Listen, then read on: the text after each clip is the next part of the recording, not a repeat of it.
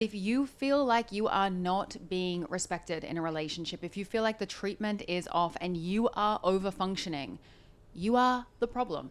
You are the reason why this person is underperforming, because you are teaching them that it is okay because you will always overfunction. You will always follow up. You will always bring the dish. You will always book the restaurant. You will always be the one that is doing the thing. Now, how you change the relationship, and you also, to be honest with you, see if the relationship is worth keeping, is you change your behavior. You stop overgiving. I have a theory that you teach people how to treat you. Let's talk about it. Hey, I'm Rochelle Fox, and you are tuning in to the Mindspo podcast, and this is my I Have a Theory series. If you are someone that wants to improve your relationships, whether with romantic partnership or platonic partnerships, and you just want to get better at dealing with people in your life, and you want to be treated better, you want to feel more loved, more adored, more chosen, and you just want to have a sense of flow in your relationships, then this episode is for you.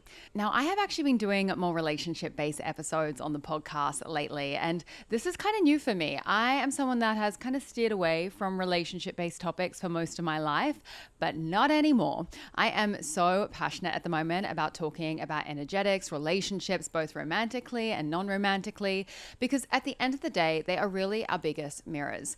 Our relationships with people are so much of our life. They are so fundamental to our happiness and our joy. And I feel like last year when I was off the podcast, I went through a lot of relationship tests. There were a lot of trials and tribulations in relationships. And I'm a Libra girly, if you didn't know. My star sign is Libra.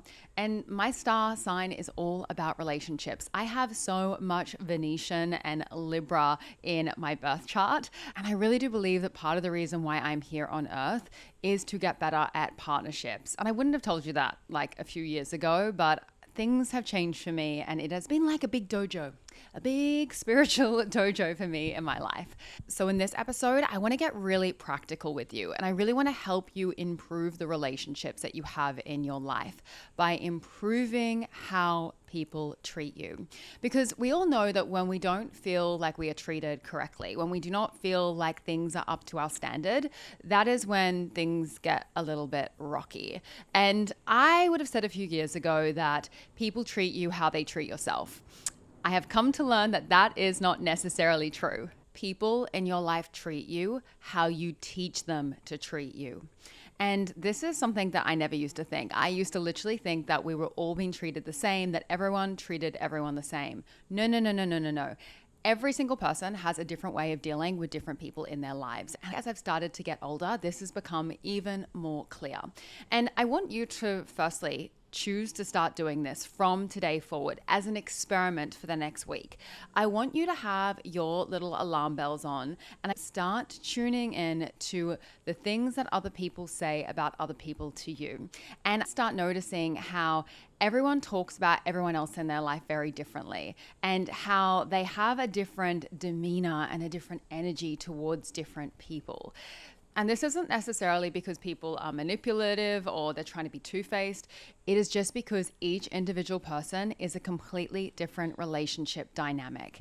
And when you really start to understand this, you start to understand your power in relationships and how, if you are actually not satisfied with how you're being treated, it is your responsibility to adjust your standards. It is your responsibility to be the master of your own ship, realize that you are the creator of your reality, and be really honest with yourself and ask, like, where have I allowed this treatment to stem from? Where have I allowed this behavior to carry on? Where am I not setting boundaries? Where am I not holding greater standards? Where am I not advocating for myself? Where am I staying silent where actually I want to say something?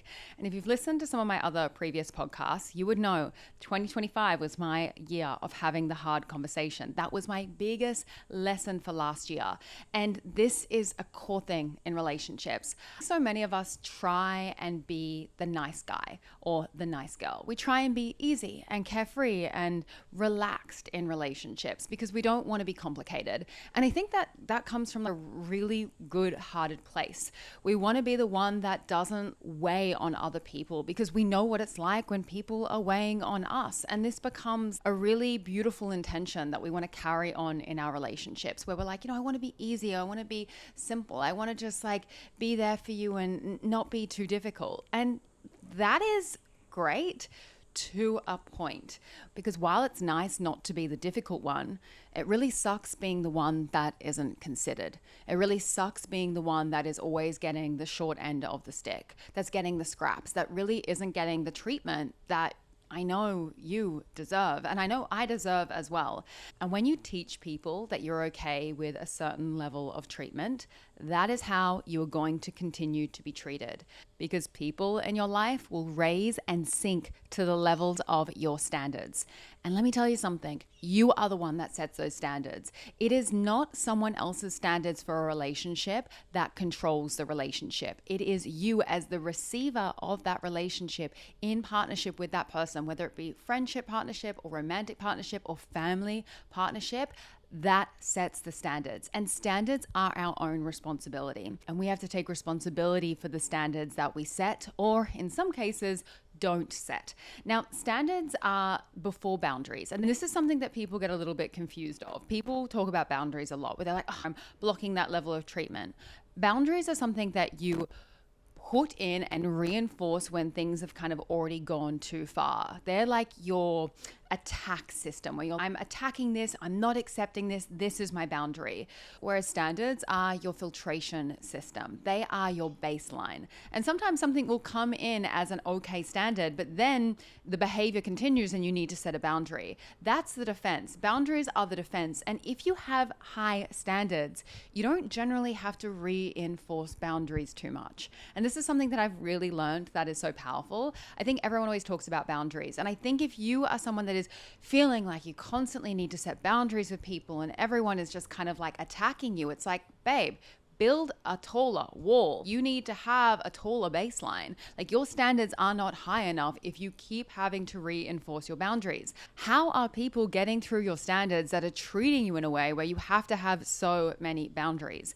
And for myself and my life, the higher I have set my standards, the more I have elevated myself as a human being. And I've been like, you know what, these are my standards, take it or leave it. Like, I don't need you if you don't need me. This is my standards. The less boundaries that I've had to have. And in my early 20s and my mid 20s, oh my God, I was a boundaries queen. I was like putting in boundaries everywhere. I was always on the defense. I felt like I was arguing with everyone. Now I'm in such a more peaceful place because my standards are higher. Like, people do not come into my field that I have to set boundaries around because my standards are high. I have my standards. I know what I want. I know how I like to be treated. I know what's acceptable. I know what's not acceptable. I know how I treat other people. And it just flows. It's a beautiful flow, right? And this is because one of my highest values in life is peace. I'm not afraid to say that. And I think sometimes that's got me in trouble. And I've had to learn how to have peace while also holding chaos. That has been a beautiful lesson of last year. But I am such a peacekeeper at the end of the day. I love peace. I love protecting my peace. I love a life of peace. I love giving people peace. I love helping you feel more peaceful. Like, that is really, if I was to go into the values of this podcast and talk about what it is I energetically want to give to you, one of the core things would be peace. It would be peace of mind. It would be peace of life, peace of career. It would just be this sense of peace within yourself and within the world. Because when we feel a sense of peace, I feel that is when we are open. We are able to enjoy everything that is available to us because we're not in this like crazy hypervigilant state trying to protect things and fight and be in chaos and hey, none of that. We're not on that vibe because the best is yet to come this year for you, for me, for everyone. By the way, little random sidetrack off the conversation for just 1 second. My background, if you can't see me right now, you might be hearing the cicadas and like the Australian wildlife. I'm at my parents' place right now and I'm sitting outside and I'm filming in this poolside, outside situation. And I've never filmed a podcast outside. And I gotta say, the words are flowing better. So maybe the audio sounds a little bit exotic, but wow, I just feel really in flow because I'm outside, I'm in the sun, I'm relaxed, I'm at peace, baby. And I want you to be at peace too. So let's talk about how you can teach people how to treat you. Let's get really practical with it and give you some mindset shifts, some ideas that you can really use to implement this advice into your life. The first thing that I want to say to you, which is my first action step shift, and it is going to be a little piece of tough love, but it is something that shook the foundations of my world last year. And it is actually something from an incredible relationship coach called Esther Perel. Now, I am going to sing that woman's praises. She is this fabulous French woman who I absolutely adore. I think she has some of the best relationship advice out there. She's a marriage counselor. She's been doing it for something like 35 or 45 years. Her advice to me is golden. It is Bible. I actually did one of her courses last year because last year my partner and I, Sol, were going through some really big relationship tests and trials, and it was a really hard time. And I did this relationship course that I'm going to put down in the description box if you want to check it out. And was all around how to get out of a looping fight, how to get out of an argument with your partner. And Esther Perel said something in this course that shook my world. And it was this: everyone has a vivid inner world. All of your friends, all of your family, all of the people that you are in a relationship with, they all have vivid inner worlds. So what does that actually mean? It means that just like you and I have a vivid inner world where we have all of these thoughts, all of these things that go on inside our mind that most people have no idea is going on, everyone that you also know has this as well. And I think when we are in partnership, we can really forget this. We can forget that our partner has a whole entire world of hopes, dreams, values, likes, dislikes, icks, little things that are ticking them off, little things that they're loving, they're grateful for. All of these thoughts, they're all happening inside everyone else's mind, just as they are happening inside of our mind. And we can get so caught up in our own vivid inner worlds, in our own internal reality and how we see the world, that we don't ever walk in someone else's shoes. And we can forget what it is like to walk in someone else's shoes. So if you feel like you're not being treated correctly by someone, and you're thinking in your head is that person just not thinking about me? Do they not care about me? Have they not considered me? Well, the chances are that person has a vivid inner world and they're not thinking about you anywhere as much as you're thinking about them, because they're in their own vivid inner world and you are in your own vivid inner world. And I think that we forget that people aren't mind readers. We forget that other people are not fully tuned in to our own human experience. And when you start to look at this through the lens of inner child work, and you realize that every woman has a wounded little girl inside of them, and every man has a wounded little boy inside of them, it starts to really soften the judgment. And for me, it really starts to release some of the stories and the projections that I'm putting on other people, because I realize that everyone is seeing the world through their own wounding.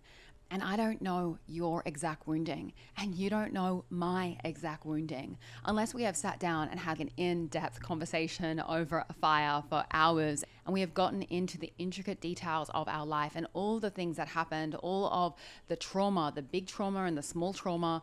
Chances are we're just oblivious, and we just think that that person understands that would really upset us, that would really trigger us.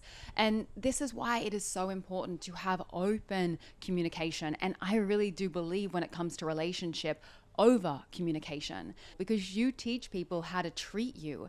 And because everyone has a vivid inner world, you have to really sit with that person and open up and explain why you feel the way that you feel, so that they can get a glimpse into your inner world. And then when you do that, you will also probably get a glimpse into their inner world, and you will see that probably how they were treating you, most likely it didn't come with some kind of malice. It wasn't kind of attempt to make you upset, or because they didn't like you, or they didn't love you, or they didn't care about you. It was just because they had all of their own stuff going on. So that is the first thing, to remember that everyone has a vivid inner world. And this gives me so much of a big, deep fucking exhale. If I'm completely honest, I honestly just exhale when I think about this, because I don't want to say lets people off the hook, but it does help me soften my judgments of people. And I think the less that we can judge people, the happier we're going to be. I don't really want to walk around with a bag of judgments, firing shots at everyone. I really don't want to hold on to resentment. I want to be peaceful. I don't want to hold on to other people's shit and get upset about them and hold grudges. No, I'm in my peace era. I have always been in my peace era. I let things go. Call me toxic, but I really like to see things with love and light. And yes, I do feel like sometimes things need to be brought up and addressed, but I'm just not the bitch that wants to be holding on to shit. Like, life is too short for that. My 80-year-old self would be like, girl, get over it. So remember, everyone has a vivid inner world. Have open communication and realize that that is how you teach people how to treat you. That's the first way. The second way, let's dive into it. Now, this one really builds on the first one, and it is just all about having the hard conversation. It is saying what you want to say unfiltered. It is saying it how it is, how it feels. It is not watering it down. It is not doing things nice. It is not trying to play the nice, easy, convenient, don't worry about me girl or guy. No.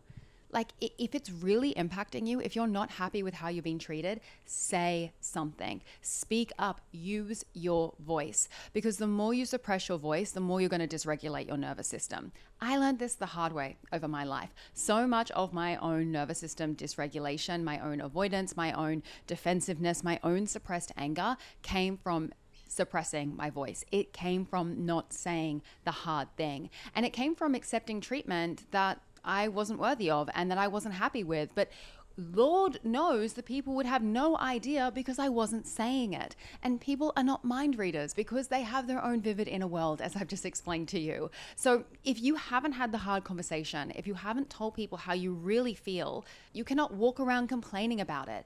If you are literally sending paragraphs and voice notes to your friend and you're just like yakking on to everyone about, oh my God, and then he did this, and then she did this, and then they did that, and you're not actually having that conversation with the person that you're in relationship with, I hate to be the one to tell you, but this is some shadow work. You are the problem. You are the one that actually needs to go and do something. Because when you have the hard conversation, when you say what you really want to say, that is going to open up the arena for transformation. That is going to change the treatment in the relationship, because all of a sudden, all the cards are on the table. You're not playing poker anymore. You're not walking around with your poker face pretending everything's okay when it's not. No, we are in relationship. This shouldn't be a poker game. It should be a real, honest, human, raw conversation. So have the hard conversation. Stop playing poker in your relationships. Put all the cards on the table and stop playing games. And my third mindset shift for you on this theory is that your overfunctioning in the relationship is what is enabling their underperforming. Hey, let's get into it. If you are overfunctioning, if you are in a fawn state where you are overgiving, overpleasing, if you are always the one that is calling, following up, texting, doing, pursuing, chasing, doing all the things, organizing all of the things, like you are in this over-functioning role. And look, I know that this is some people's personality types. I know that some people are big givers. I know that some people really want to pour into other people. So there are levels to this. But if you feel like you are not being respected in a relationship, if you feel like the treatment is off and you are over-functioning, you are the problem.